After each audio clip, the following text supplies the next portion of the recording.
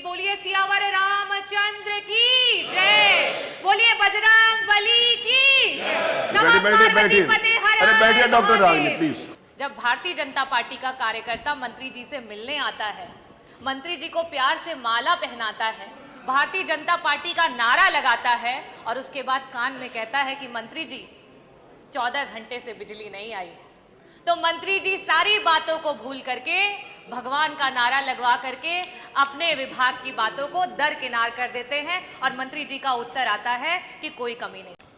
और हम जो है भरपूर उत्पादन कर रहे हैं कि कोई असमानता नहीं है, और हम जो है भरपूर उत्पादन कर रहे हैं। पूरे प्रदेश को 24 घंटे बिजली मिल रही है, किसान के पास कहीं कोई कमी नहीं है।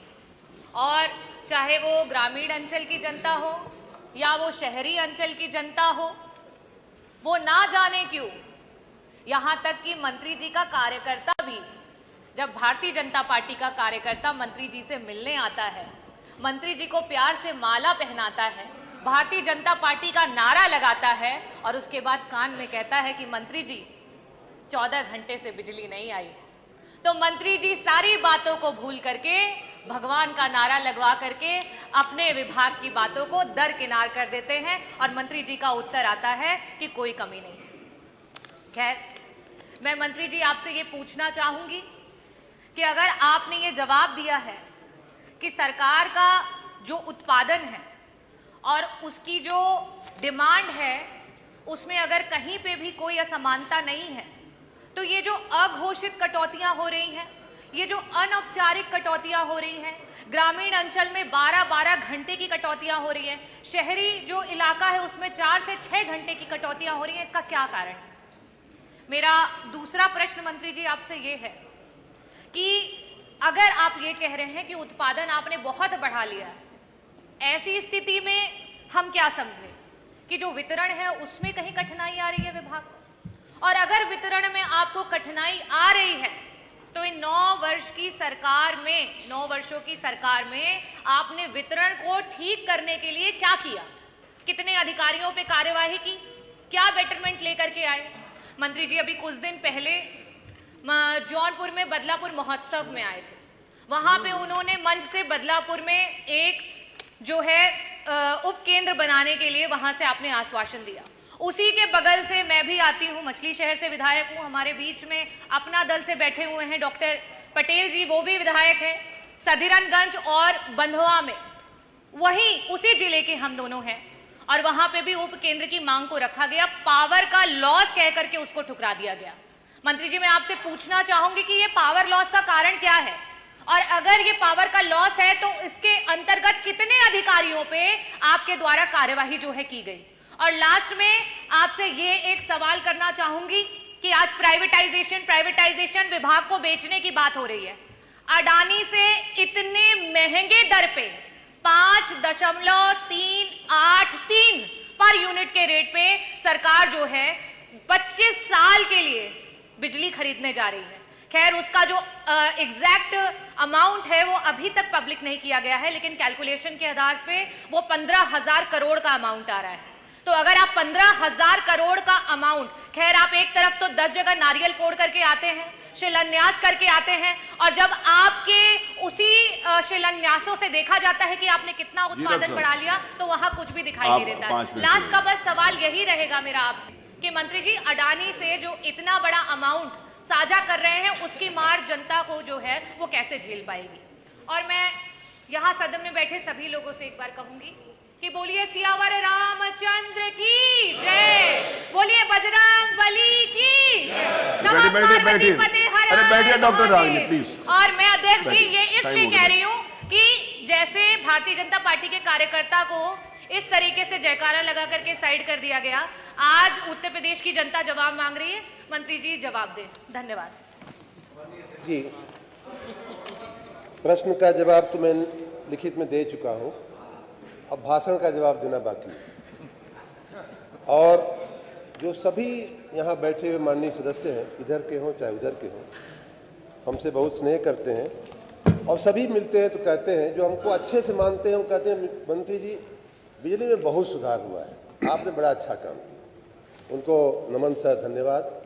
जो थोड़ा कम मानते हैं वो कहते हैं कि मंत्री जी बिजली में सुधार तो दिख रहा है, हम उनको भी नमन करते हैं।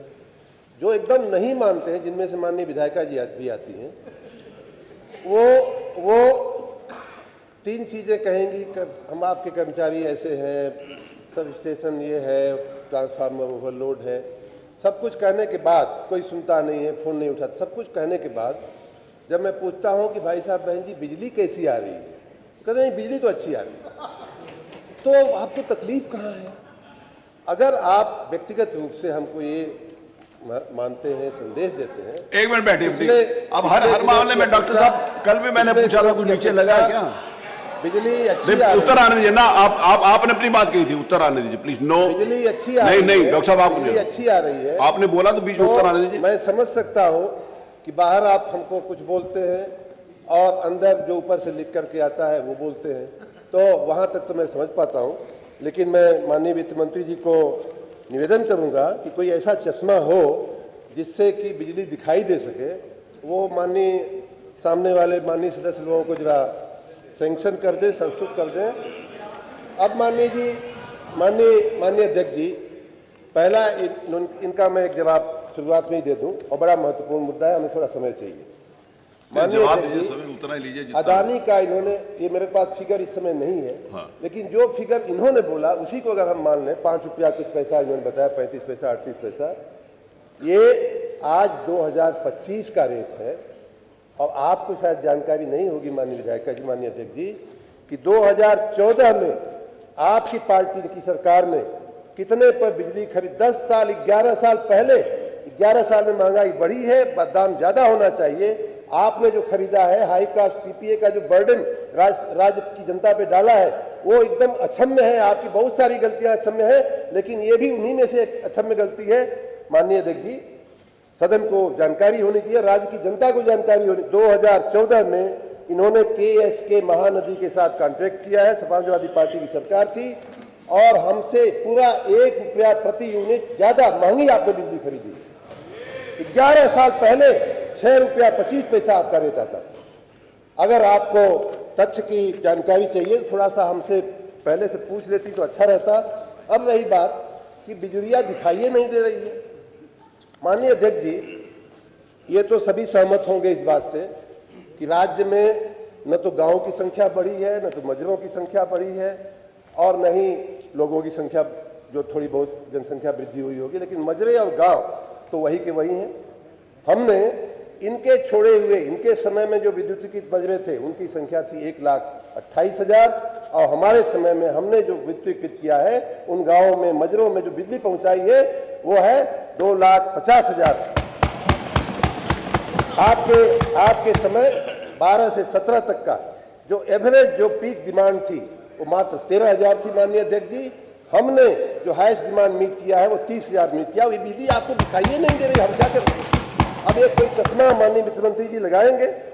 2000 आपके समय में, और आपके समय के साथ में कांग्रेस का भी समय जोड़ता हूं, समाजवादी के साथ, पूरे 70 साल में 1947 से 2017 तक की मैं बात कर रहा हूं, 70 साल की, आपका जो उत्तर प्रदेश राज्य का सरकार के उपक्रमों का जो कुल उत्पादन था माननीय अध्यक्ष जी 5,878 मेगावाट हुआ करता था। उसको बढ़ा करके हमने आपकी जानकारी के लिए 11,760 मेगावाट, लगभग 2.5 गुना आपके समय से हमने उत्पादन बढ़ाया। अब आप कहेंगे कि उत्पादन तो हो रहा है लेकिन वितरण नहीं, वितरण भी हो रहा है, आपके उसी जौनपुर में भी हो रहा है, बदलापुर के विधायक जी को दिखाई देता है, आपको नहीं दिखाई देता है मछली शहर में, तो हम क्या, उसके लिए चश्मे की आवश्यकता है। और